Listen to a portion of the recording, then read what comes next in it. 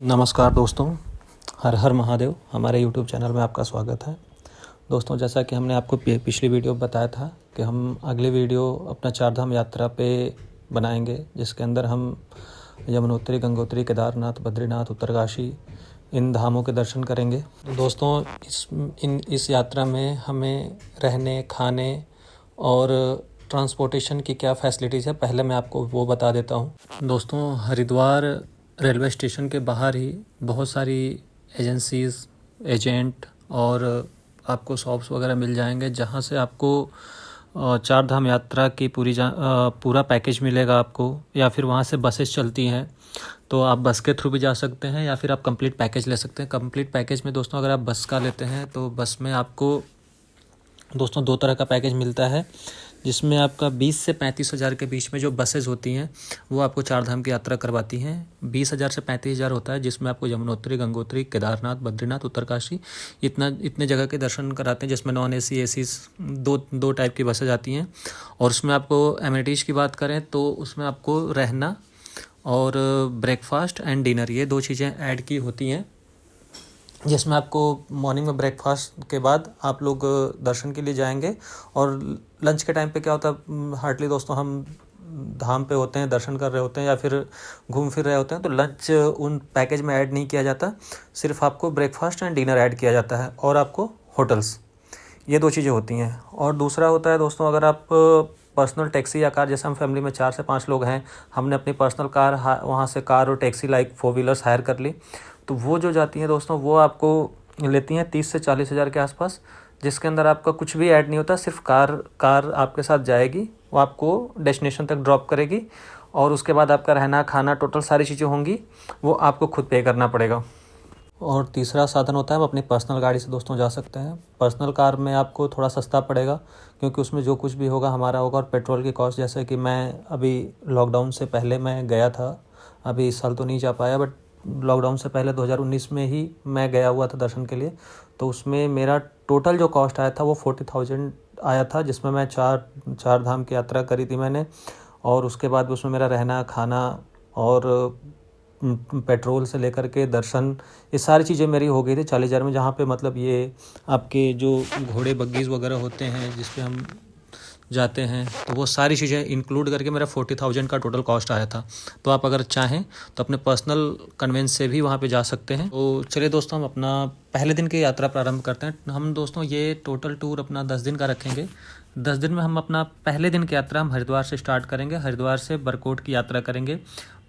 हरिद्वार से बरकोट पहुंचने में दोस्तों हमें हार्डली 6 से 7 घंटे के आसपास लगता है। अगर हम बस के थ्रू जाते हैं, बस या टैक्सीज कुछ भी आप लेते हैं, तो आपको 6 से 8 घंटे के बीच में लगता है। बसेज हार्डली 7 से 8 घंटा लेती हैं, और जो अपनी पर्सनल टैक्सी या पर्सनल कन्वेंस है वो 6 से 7 घंटे में पहुँच जाती हैं।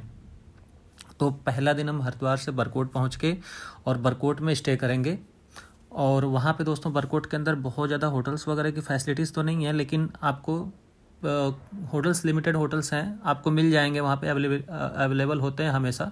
तो डे 1 के अंदर हम बरकोट के अंदर रुकेंगे। वहाँ पे खाने पीने में दोस्तों 80 रुपये से 100 रुपये, हार्डली 150 रुपये तक आपको थाली वगैरह मिल जाती है। आप फूड में बहुत सारी चीज़ें नहीं हैं वहाँ पे, बट हाँ आपको खाना, अच्छा खाना, स्वादिष्ट खाना मिल जाएगा।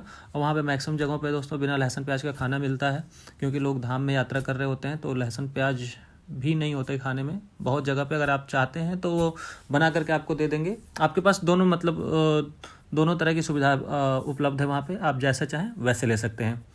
तो पहले दिन दोस्तों हम आएंगे वहाँ पे, बरकोट के अंदर रेस्ट करेंगे। नेक्स्ट डे दोस्तों हम सेकेंड में बरकोट से यमुनोत्री धाम की यात्रा करेंगे। और बरकोट से यमुनोत्री दोस्तों 5-6 किलोमीटर है। तो वहाँ से यमुनोत्री जाने के लिए हमें पहले जानकी पट्टी जाना पड़ेगा। जानकी पट्टी से हमारी 6 किलोमीटर की चढ़ाई होती है। तो बरकोट से जानकी पट्टी का डिस्टेंस टोटल 6 किलोमीटर है। तो हम पहले बरकोट से जानकी पट्टी पहुँचेंगे। जानकी पट्टी में दोस्तों 6 किलोमीटर की चढ़ाई होती है। अगर आप चाहें तो वहाँ से पैदल यात्रा कर सकते हैं। अगर आपको लगता है कि नहीं, आपकी एज ज़्यादा है, आप या फिर हेल्थ से आप थोड़े वीक हैं, या फिर किसी तरह की दिक्कत है, आपको सांस लेने में कोई दिक्कत आ रही है, तो वहाँ पे घोड़े, खच्चर या फिर पिट्ठू वगैरह की सेवा, पालकी वगैरह की सारी फैसिलिटीज़ है। वहाँ पे 600 से 1000 के आसपास आपको घोड़े, खच्चर या फिर पालकीज वगैरह मिल जाती हैं, तो आप उसके थ्रू भी जा सकते हैं। तो दोस्तों जैसा कि सुबह में हम अपना 8 से 9 बजे यात्रा प्रारंभ करेंगे और सुबह हम यमुनोत्री में जाएंगे और वहाँ पे आप धाम पे जाइए, वहाँ पे दर्शन पूजा करिए। दर्शन पूजा करके आप वहाँ से रिटर्न अपने होटल पे आ जाइए और होटल पे आकर के आप पहला दिन आप वहाँ पे आराम करिए। और नेक्स्ट डे के लिए दोस्तों हम अपनी यात्रा बरकोट से गंगोत्री के लिए करेंगे, जिसके अंदर आप पहला दिन आप वहाँ से बस में बैठिए और बरकोट से आप उत्तरकाशी के लिए आ जाइए, क्योंकि उत्तरकाशी में दोस्तों 2-3 चीज़ें हैं घूमने लायक। वहाँ पे केदार मोक्ष घाट है, उसके बाद फिर काशी विश्वनाथ का मंदिर है, वहीं से 25-30 किलोमीटर की दूरी पे टिहरी डैम है। तो आप ये सारी चीज़ें एक्सप्लोर कर सकते हैं, देख सकते हैं। तो दोस्तों बरकोट से उत्तरकाशी में आप आइए, आप केदार मोक्ष घाट पे स्नान कीजिए। स्नान करके वहीं पास में आपके काशी विश्वनाथ जी का मंदिर है, आप वहाँ पे दर्शन करिए। वहाँ से दर्शन करने के बाद दोस्तों पास में ही टिहरी डैम है, अगर आप चाहें तो वहाँ से 25-30 किलोमीटर की दूरी पे टिहरी डैम है, आप टिहरी डैम भी जा कर के घूम सकते हैं। और वहाँ से शाम को आप अपना उत्तरकाशी में विश्राम करिए।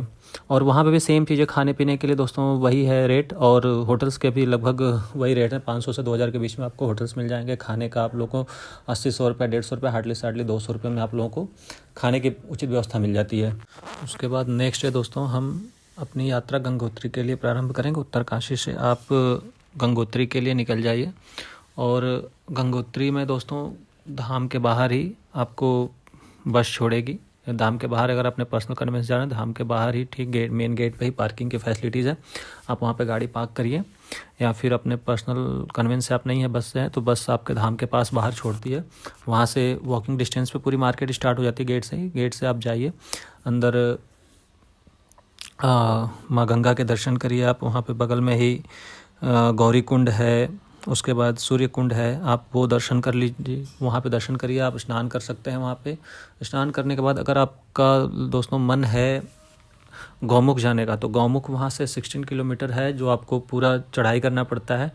और उसके लिए आप लोगों की फ़िटनेस ज़रूरी होती है, आप लोगों का मेंटली फिजिकली फिट होना ज़रूरी है। उसके बाद ही आप लोगों को वहाँ से परमिट वगैरह मिलती है। तो अगर आप उसके लिए जाना चाहते हैं तो आप लोगों को 1 दिन एक्स्ट्रा और लगेगा। अगर आप नहीं तो आप वहाँ से नीचे दर्शन करके, माँ गंगा के दर्शन करके, गौरी कुंड और सूर्य कुंड है, वहाँ पे दर्शन करके आप उत्तरकाशी के लिए आप निकल जाइए। आप नाइट स्टे उत्तरकाशी में करिए। और नेक्स्ट डे हम दोस्तों केदारनाथ की यात्रा प्रारंभ करेंगे। तो आपको उत्तरकाशी से सोनप्रयाग के लिए बस लेनी होगी, जो आपको वहाँ से मिल जाएंगे। आप अपने पर्सनल कन्वेंस से हैं तो उत्तरकाशी से आप सोनप्रयाग के लिए निकल जाइए। सोनप्रयाग का डिस्टेंस दोस्तों उत्तरकाशी से लगभग 220 किलोमीटर के आसपास है, जिसमें हमें 10 से 12 घंटे का समय लगेगा। तो आप जो आपके 5th डे की यात्रा है, आप 5th डे में आप उत्तरकाशी से सोनप्रयाग की हम पूरी यात्रा करेंगे और शाम का स्टे हम सोनप्रयाग में करेंगे। और वहाँ पे दोस्तों आपको खाने और रहने की बहुत ही उत्तम व्यवस्था है, क्योंकि ये केदारनाथ के रूट में आता है। तो 5वें दिन दोस्तों हम अपना विश्राम सोनप्रयाग में करेंगे और अगले दिन हम सोनप्रयाग से गौरीकुंड के लिए निकलेंगे, जो कि सोनप्रयाग से गौरीकुंड की दूरी दोस्तों 5 किलोमीटर के आसपास है। गौरीकुंड में जा कर के वहाँ पर रजिस्ट्रेशन वगैरह करवा करके आप वहाँ से केदारनाथ की पैदल यात्रा शुरू करते हैं, जो कि 16 किलोमीटर की होती है, जिसमें आपको ट्रैकिंग, आप चाहें तो ट्रैकिंग कर सकते हैं, या फिर हमें वहाँ पे घोड़े पालकी की भी फैसिलिटीज़ अवेलेबल है। तो आप चाहें हेलीकॉप्टर्स हैं, अगर आप चाहें तो हेलीकॉप्टर्स ले सकते हैं, या फिर आप पैदल यात्रा कर सकते हैं, या फिर घोड़े, जो भी अपने सुविधा के हिसाब से आप ले सकते हैं। और दोस्तों आप होटल्स जो भी सोनप्रयाग में आपने लिया था उसको आप चेकआउट कर दीजिएगा। और होटल्स हम अगला होटल्स केदारनाथ के ऊपर धाम के पास लेंगे, जिससे क्या होता है कि कभी ऐसा होता है कि हम सुबह से शाम तक ट्रैकिंग करके पैदल जा रहे हैं, पैदल यात्रा कर रहे हैं और ट्रैकिंग करके थक जाते हैं, तो वहाँ पे हमारे पास नाइट में रुकने के लिए कोई जगह नहीं होती। हम रात में दर्शन करके, या तो आप रात को रिटर्न आइए, थके हैं तो आप वहाँ पे रहने की उत्तम व्यवस्था नहीं होती। फिर आपको नीचे आपने होटल दिया हुआ है, नीचे का भी कॉस्ट आपको लगेगा और फिर ऊपर में आपको रुकने के लिए होटल लेना पड़ेगा। तो उससे बेटर है कि आप सोनप्रयाग या गौरीकुंड में कोई भी होटल्स लेते हैं तो उसको आप यहाँ से चेकआउट करके आप अगला होटल आप केदारनाथ में ऊपर प्लान करिए। और अगर आप सुबह से लेकर शाम तक ट्रैकिंग करते हैं, शाम को ट्रैकिंग करने के बाद धाम तक पहुंचते हैं और शाम में धाम पे आरती वगैरह देख के उसके बाद आप रात को वहीं पे रुक जाइए और नेक्स्ट डे मॉर्निंग में फिर केदारनाथ जी के आप दर्शन करिए। दर्शन वगैरह करके आप रिटर्न सोनप्रयाग के लिए आ जाइए। और सोनप्रयाग में फिर आप उस दिन वहाँ पे विश्राम करिए, क्योंकि आप ऑलरेडी केदारनाथ जी की यात्रा करके थके हुए हैं। 16 किलोमीटर 16 जाना 16 ना 32 किलोमीटर के ट्रैकिंग के बाद आप बहुत ज़्यादा थक चुके होंगे। तो उस दिन आप सोनप्रयाग में विश्राम करिए। विश्राम करने के बाद हम नेक्स्ट डे सोनप्रयाग से बद्रीनाथ की यात्रा प्रारंभ करेंगे, जो हमारा डे 8वां होगा। तो 8वें दिन में हम दोस्तों अपना सुबह सुबह सोनप्रयाग से बद्रीनाथ के लिए निकलेंगे। और बद्रीनाथ में दोस्तों आप लोगों को कहीं ट्रैकिंग या कुछ भी नहीं करना, सीधी धाम के पास ही आपको बस छोड़ती है। धाम के पास में ही बस स्टैंड है और धाम के बगल में ही आपकी अपनी प्राइवेट पार्किंग वगैरह है। तो अगर आप अपने पर्सनल कन्वेंस जाते हैं तो आप वहाँ पे गाड़ी पार्क करिए और आप अपने धाम पे जा करके बद्रीनाथ जी के दर्शन करिए। और बद्रीनाथ जी का दर्शन करके धाम के बगल में दोस्तों आपको कहीं भी बहुत दूर नहीं जाना होता, बगल में आपको बहुत सारे होटल, धर्मशाला और तमाम चीज़ें मिल जाती हैं। वहाँ पे दोस्तों लंगर भंडारा वगैरह चलता रहे, तो आप वहाँ पे प्रसाद ग्रहण कर सकते हैं। उसके बाद फिर खाने पीने की बहुत उत्तम व्यवस्था है दोस्तों बद्रीनाथ के अंदर। तो आप शाम के टाइम वहाँ पे दर्शन करके बद्रीनाथ जी के आप चाहें तो वहाँ पे विश्राम करिए और अगले दिन सुबह फिर से बद्रीनाथ जी के दर्शन करिए। आप भव्य दर्शन होता है, सुबह में आरती होती है, आप आरती देखिए, दर्शन करिए। दर्शन करके दोस्तों वहाँ से 4 से 5 किलोमीटर की दूरी पे हमारे भारत का जो आखिरी गांव माणा पड़ता है, माणा गांव है। माणा गांव में सरस्वती नदी है। उसके बाद फिर गणेश गुफा है, जहाँ पे गणेश जी ने वेद शास्त्र लिखे हैं। त्रिपुर सुंदरी बालाजी हैं, त्रिपुर सुंदरी हैं। उसके बाद फिर सरस्वती नदी हैं, उसके ऊपर भीम पुल है। ये सारी चीज़ों को आप वहाँ पे जाइए, दर्शन करिए, एक्सप्लोर करिए। उसके बाद फिर वहाँ से माणा गांव से ही 5-6 किलोमीटर दूरी पे आगे वसुधारा है। का वसुधारा की दोस्तों मान्यता है कि वसुधारा कभी पापियों के ऊपर उनका जल नहीं गिरता है। तो आप ये सारी चीज़ें करके आप 2 घंटे 3 घंटे आपको हार्डली, अगर आप जितना टाइम एक्सप्लोर करना चाहें, आप घूमना चाहें, घूम करके वहाँ से रिटर्न में दोस्तों आप आ जाइए।